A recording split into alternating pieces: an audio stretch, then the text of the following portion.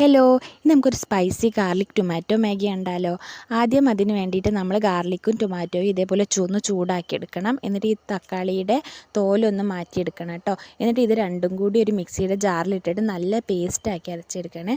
എന്നിട്ട് ഒരു പാനിലേക്ക് ഓയിൽ ഒഴിച്ച് കടുക് പൊട്ടിച്ചിട്ട് നമ്മൾ ഈ അരച്ച് വെച്ച പേസ്റ്റ് ഇതിലേക്ക് ഇട്ട് കൊടുക്കണം കേട്ടോ. എന്നിട്ട് നല്ലോണം മിക്സ് ചെയ്ത് കൊടുക്കണം. ഞാൻ കുറച്ച് സ്പൈസി ആയിട്ടാണ് ഉണ്ടാക്കുന്നത്, അതുകൊണ്ട് മുളക് പൊടി നല്ലോണം ആഡ് ചെയ്തിട്ടുണ്ട്. ഒരു 3 സ്പൂൺ മുളക് പൊടി ഞാൻ ആഡ് ചെയ്തിട്ടുണ്ട്. പിന്നെ അത് ഇതിൽ കാണിക്കുന്നില്ല എന്നുള്ളൂ. പിന്നെ കുറച്ച് മല്ലിപ്പൊടി, പിന്നെ മാഗി മസാല, ഒരു 4 മാഗി മസാല ആഡ് ചെയ്തിട്ടുണ്ട്. കുറച്ച് സോൾട്ടും കൂടി ആഡ് ചെയ്തിട്ട് നല്ലോണം മിക്സ് ചെയ്തിട്ട് ആ മസാല മാറ്റി വയ്ക്കുക. എന്നിട്ട് അതേ പാനിലേക്ക് നമ്മൾ കുറച്ച് വെള്ളം ആഡ് ചെയ്തിട്ട് അതൊന്ന് ചൂടായി വരുമ്പോൾ മാഗിയും കൂടി ഇതിലേക്ക് ഇട്ടിട്ട് ഒരു 5-10 മിനിറ്റ് ഒന്ന് വേവിച്ചെടുക്കണം കേട്ടോ.